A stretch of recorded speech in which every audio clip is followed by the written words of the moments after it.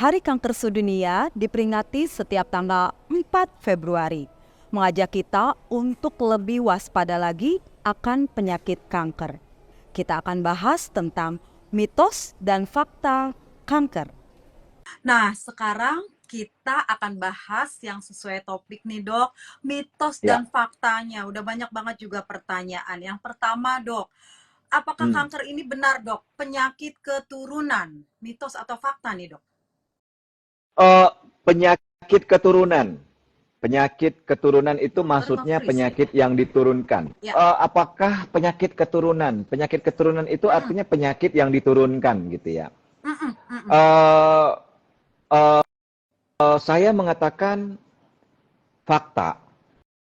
Tetapi yang harus dipahami hari ini adalah bahwa berapa persen sih dok kanker yang diturunkan itu gitu. Iya kan? Kanker Ya. kanker yang diturunkan itu angkanya itu kalau kita lihat dari distribusi kasus itu hanya sekitar nggak sampai 10%, Mbak Erni. Sampai 10%. Oke. Jadi kalau misalkan nggak sampai 10% itu artinya apa? Dari 10 orang yang datang kepada saya hari ini dengan keluhan kanker, diagnosis kanker, berarti yang diturunkan itu cuma 1 orang. Artinya 9 orang ini bukan mendapatkan kankernya itu dari turunan. Iya. 9 orangnya ini 90%-nya itu datang bukan karena penyakit kanker, karena bukan diturunkan. Tapi kenapa dok? Karena perilaku. Itu dia. Karena perilaku yang dia lakukan mulai dia kecil sampai dia tua gitu. Perilaku apa ya? Banyak lah. Misalnya banyak dari mulai kecil dia makan makanan fast food. Misalnya nih, Supermie atau maaf ini menggunakan merek ya. Mie instan ya. Mie instan sekali makan 2 bungkus gitu ya. Itu dimulai pada saat dia remaja dan terus-terusan sampai usia tua. Risikonya apa? Obesitas. Obesitas memunculkan risiko apa, Dok? Kanker payudara juga berisiko, kanker rahim juga berisiko gitu ya. Kanker usus juga berisiko gitu. Nah, itulah dia salah satu contoh. Nanti kita akan bahas lagi faktor risikonya. Artinya memang tidak semuanya diturunkan, betul diturunkan, tapi porsinya hanya kecil. Gitu. Sisanya itu karena didapat. Gaya hidup ya, perilaku. Betul. Oke, lanjut lagi dok. Nah, ini sebentar. Saya mau nambahin juga ini. Saya mau nambahin juga. Walaupun dia diturunkan, biasanya itu gennya akan mengalami suatu mutasi, gitu kan ya? Karena diturunkan dari orang tua. Tapi apakah 100% dia akan berkembang jadi kanker ke depannya? Enggak juga. Tergantung pola perilakunya dia. Kalau misalkan pola perilakunya dia bagus, aktivitas fisik, makan dijaga, nggak sama seperti yang saya bilang tadi, mie instan 2 bungkus kan, ya kecenderungan dia untuk berkembang menjadi kanker itu juga kecil, walaupun dia punya faktor risiko dari keluarganya gitu. Karena berarti pesan yang ingin saya sampaikan adalah perilaku yang mempengaruhi sel-sel di tubuh kita gitu. Iya. Jadi artinya kalau memang kita punya keluarga ya, orang tua atau kakek, nenek yang memang mengalami itu, memang kita ada faktor risiko, tetapi perilaku kita ya masih, kita nggak bisa langsung pasrah, aduh ngeri banget nih pasti keturunan nih. Enggak, tapi dengan perilaku kita, gaya hidup kita yang bagus, yang sehat, itu kita bisa cegah gitu ya dok ya. Betul sekali. Aman dong ya sahabat-sahabat Nutrimak, ini nggak perlu takut kalau memang ada history ya dari keluarga. Yang penting tadi pola hidupnya yang sehat. Nah sekarang dok, mitos atau fakta kalau setiap orang itu sebetulnya punya nih sel kanker, cuma katanya dorman gitu, tidur gitu. Benar nggak dok? Nah, itu baru saya katakan hoax. Iya kan? Hmm. Jadi itu yang baru saya katakan hoax. Iya, iya. Orang yang memang diturunkan aja gennya yang mengalami mutasi, dia belum berubah menjadi kanker gitu. Cuma gennya aja yang sudah bermutasi. Tapi kapan dia berkembang menjadi kanker tergantung faktor lingkungannya gitu. Jadi setiap kita memang ketika kita lahir sehat, kita nggak ada kanker. Gitu ya. Kita sel-sel tubuh kita itu. Jadi beda apa sih? Beda sel kanker dengan sel normal tuh apa sih sebenarnya bedanya gitu kan ya? Gitu ya. Jadi sehingga kita harus berpikir. Jadi sel normal itu ketika sel normal itu biasanya itu siklus sel itu memakan waktu sekitar 21 sampai 28 hari lah. Dia Tergantung berganti organ, tergantung gitu, Dok. jenis organnya. Jadi Beregenerasi. dia berganti, beregenerasi. Ketika dia beregenerasi di dalam siklus sel itu ada suatu sistem checkpoint. Jadi ada sistem check and balance-nya gitu. Ketika nanti si selnya itu sudah tua, itu langsung diingetin, kamu harus mati gitu. Oh. Jadi dia memprogram dirinya untuk langsung mati si sel itu, sehingga diganti dengan yang baru gitu. Iya. Itulah program siklus sel tadi gitu ya. Nah, pada sel yang normal, sehingga apa yang terjadi sama kita berganti baru, tapi yang lama mati, yang berganti baru, yang lama mati, jadi konstan. Jadi terdapat keseimbangan, ya kan? Tapi kalau misalkan pada sel kankernya itu dia udah kehilangan jati diri. Jadi selnya beregenerasi, tapi tidak diingatkan untuk mati. Oke. Jadi sistem checkpointnya itu terganggu. Jadi dia lewat aja gitu. Jadi sistem screening di dalam siklusnya itu kelewatan mesinnya. Jadi secara otomatisasi dianggap sebagai sel normal gitu. Sel yang muda gitu. Jadi nggak mati-mati selnya. Ya. Error. Aduh. Ya kan? Sehingga tumbuh terus, tumbuh tidak terkendali, tapi tidak mati-mati gitu. Itulah kenapa perbedaan sel normal dengan sel kanker tadi. Nah, Iya. kalau misalkan di tubuh kita ada sel kanker yang dorman, nggak mungkin kita bisa tampilan fisiknya. Kalau misalkan saya lihat seperti Mbak Erni ini tampilan fisiknya baik, gitu kan ya, proporsional, gitu kan ya. Jadi berarti ada keseimbangan homeostasis dari fungsi selnya di sana kan, gitu. Jadi sebenarnya yang disampaikan itu saya katakan mitos atau hoax. Mitos. Aduh, penjelasan dokter tuh detail banget dan mudah dimengerti. Saya senang banget nih. Kita lanjut lagi, pertanyaannya bakal banyak nih ya. Dok, kalau tidur, nah ini yang ada di teaser nih dok, ini banyak banget komentar nih cewek-cewek. Tidur, ini menggunakan bra, itu bikin kanker payudara nggak? Terus kalau pakai branya yang berkawat lagi, memicu kanker nggak sih dok? Mitos atau fakta nih, tidur pakai bra bikin kanker payudara? Oke. Jadi kanker payudara itu kan payudara itu kan organ reproduksi. Jadi organ reproduksi bagian dari organ reproduksi lah payudara itu. Nah ini di dalam payudara itu terdapat reseptor penangkap estrogen, hormon estrogen.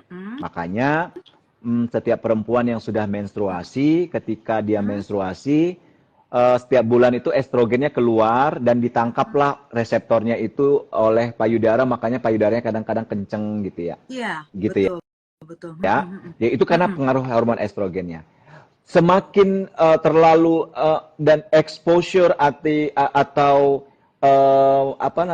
dampak dari pengaruh estrogen yang berlebihan kepada payudara, sel-sel payudara tadi bisa mengakibatkan kankernya tadi. Ya kan? Jadi exposure terhadap estrogen yang berlebihan akan merubah sifat si sel kelenjar susu tadi. Gitu. Ya.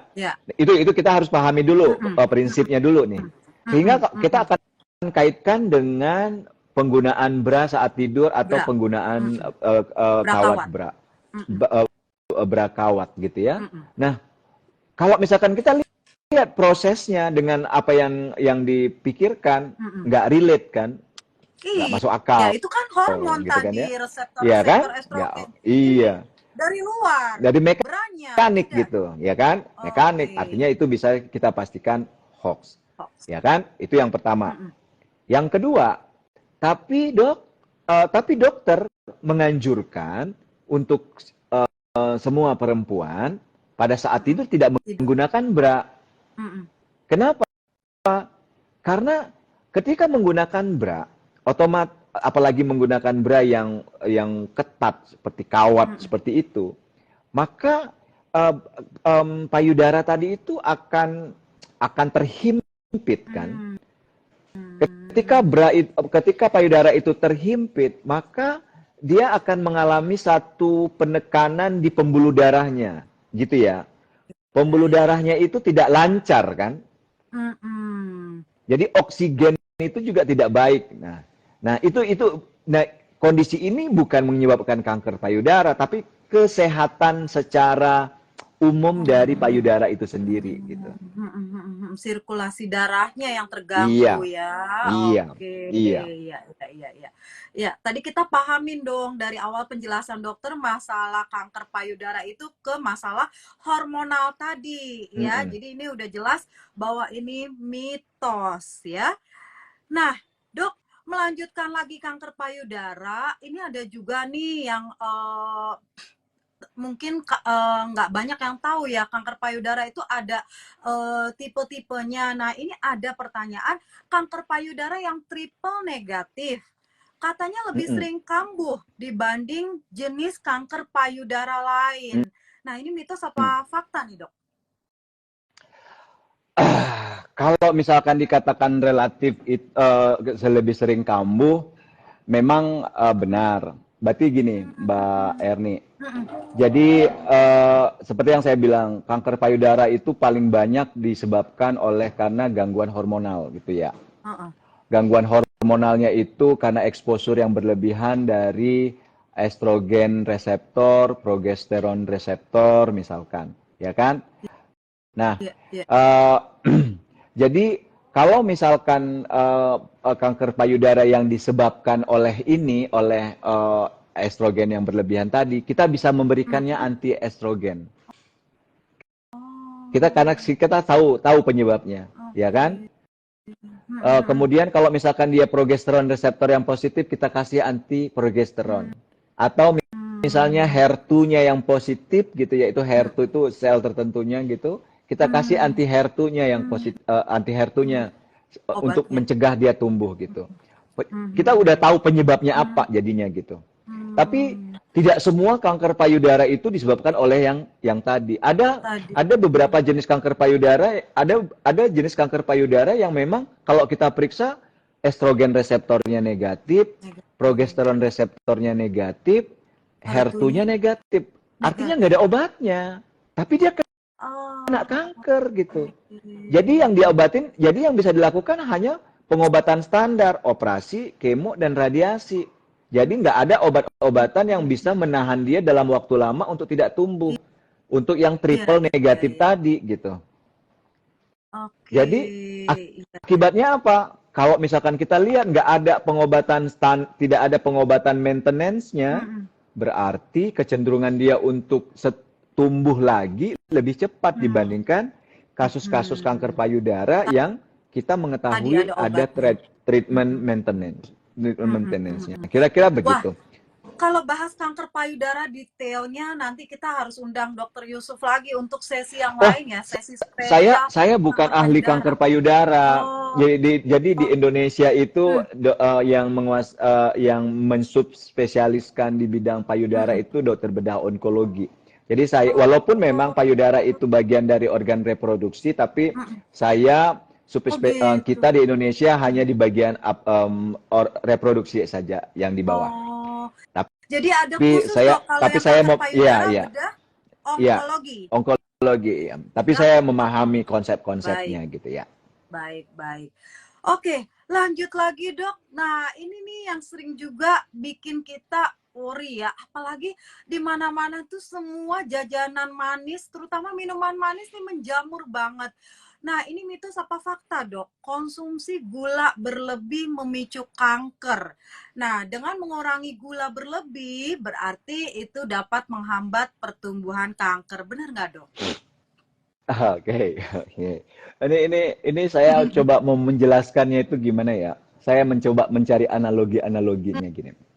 Hmm, Kalau misalkan orang yang suka mengkonsumsi makanan-makanan manis berlebihan, hmm, kemudian pada akhirnya dia akan menderita penyakit metabolisme seperti diabetes, gitu ya, hmm, dan akhirnya dia akan berkembang menjadi obesitas, gitu ya. Jelas ini akan berkaitan menjadi lingkaran setan menuju ke kanker, oh, oh ya. ya kan? Lingkaran Hmm, setannya ke hmm, sana. hmm, ya. Tetapi kalau pertanyaannya, Dok, kalau misalkan kita makan manis, apakah itu akan menyuburkan kanker? Enggak. Ah, Kenapa? Kan walaupun memang, jadi begini, jadi begini, kanker itu kan dia sangat agresif tumbuh di tubuh hmm, hmm, seseorang, tubuh pasien. iya, Ketika kanker itu tumbuh, dia butuh energi, iya, ya kan? iya. Ketika dia tumbuh, dia butuh energi. Energi itu diambil dari glukosa dari tubuh kita kan? Hmm, hmm, Glukosa itu adalah gula, hmm, hmm, gitu ya. iya. Jadi kalau misalkan ada nih pasien kanker lagi aktif-aktifnya nih kankernya, Hmm, ya kan? hmm, hmm, Makanya Mbak hmm, Erni sering nggak ketemu sama pasien kanker yang kurus hmm. kering tapi perutnya buncit? Ada, iya, iya, Sering ya? Nah, tahu nggak kenapa bisa terjadi seperti itu? enggak. Karena ibunya itu nggak bisa makan, sehingga sementara si kankernya butuh tumbuh, akhirnya kankernya itu ngambil energi cadangan si ibu, yaitu otot dan lemak. Hmm, Jadi gula yang jadi gula yang didapat, lemak itu akan dirubah menjadi gula di dalam darah kita. Kemudian lemak itu akan dirubah menjadi gula, gulanya akan dirubah menjadi kalori, kemudian akan dibakar untuk hmm, hmm. mensupport pertumbuhan dari sel kanker ini. Kanker.